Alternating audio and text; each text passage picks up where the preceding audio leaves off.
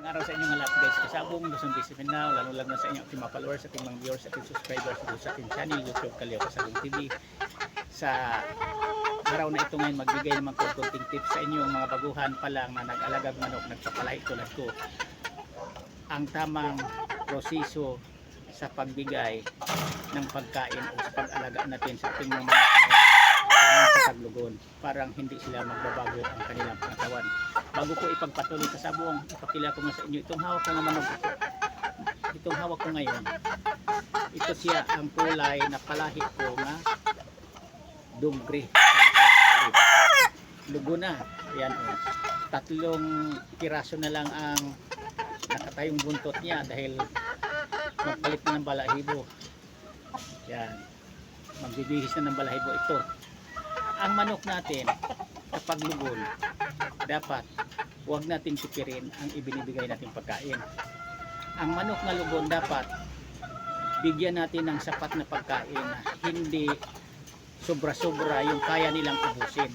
Yan dapat ang pagbigay natin pagkain, parang hindi ninipis, hindi magbago ang kanilang pangatawan. Dahil ang manok kasi nga lugon, kung bawasan mong ibigay mong pagkain, dahil sabihin mo lugo naman yan, hindi naman magagamit mo na ngayon, hindi pa naman yan ikokondisyon.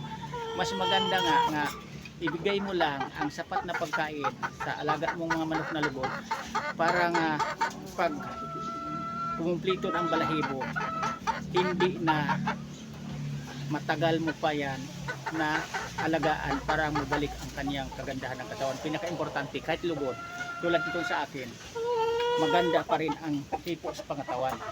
Mas bumigat nga ito, mas lumaki pa ang katawan na naglugon siya dahil hindi ko itinipid, sinubra-sobrahan kong kunti ang ibinigay kong pagkain sa kanya. Kasi ang manok natin na lugon, di kailangan natin itong kontrolin ang ibibigay nating pagkain.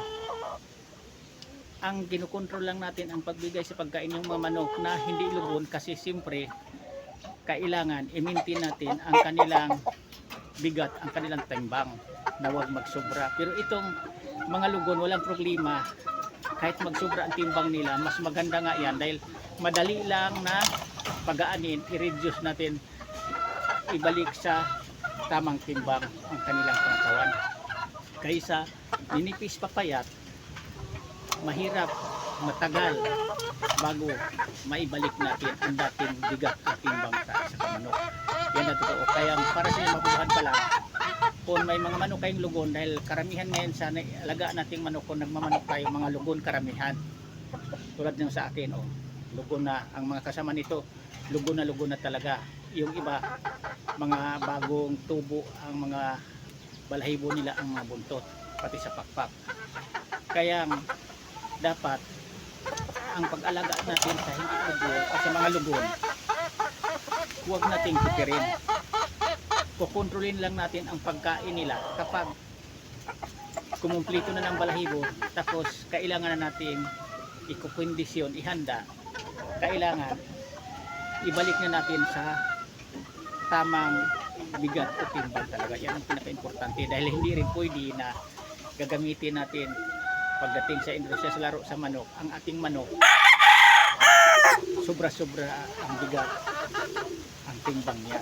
Dapat yung tama lang na timbang. Kung halimbawa ang manok mo medium size lang, dapat ang timbang yan pang medium size lang din, huwag magsobra na bumigat ng husto. Ganyan ang pag-alaga ko ng manok.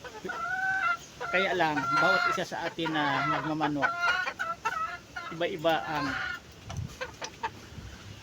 natin pag-alaga, pag-kondisyon. Pagdating na sa kondisyonin, kanya-kanya na ang sinunod nating proseso. Kasi ang paghanda sa isa ka manok, yan ang pinaka-importante, na marunong kang maghanda, magkondisyon sa iyong alagang manok bago mo yan isabak sa larangan, sa industriya sa laro sa manok. Yan ang pinaka-importante. Kasi kung marunong kang maghanda, tapos ang manok mo maganda, ang mga record of performance na mga bloodline, lamang ka talaga sa panalo kaysa talo. Yan ang totoo dito sa pagmanok. Kasi napatunayan ko na yan, napagdaanan ko na yan, kaya ginawaan ko content video ito ngayon tungkol sa kaalaman ko naman sa pag-alaga ng manok at sa pagkondisyon. Kasi ang manok talaga, kapag linyada na winning line, mga bloodline talaga yan na lamang sa panalo kaysa talo. Kapag marunong kang maghanda, magkondisyon sa kanila, hindi ka ipapahiya, hindi ka mapahiya sa kapwa mo magmamanok.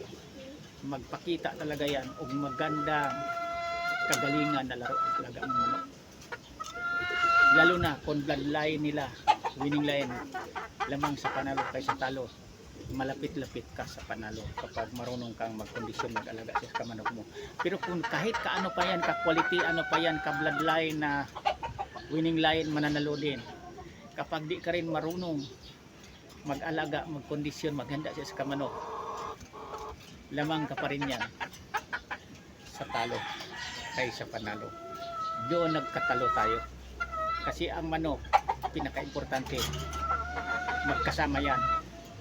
Mahusay, maayos, magaling maglaro, tapos mahusay din tayo, marunong din tayo magkondisyon, mag-alaga.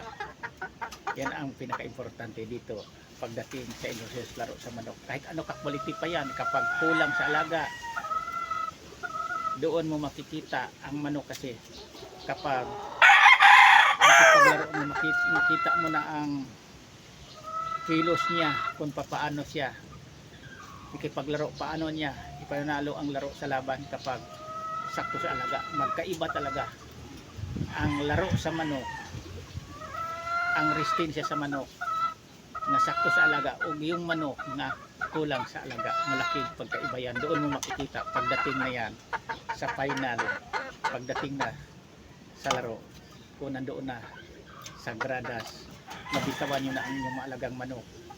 Doon mo na makikita kung ano ka-epektibo ang iyong pag-alaga sa iyong manok. Yan lang. Maraming salamat ulit sa punod. Thank you.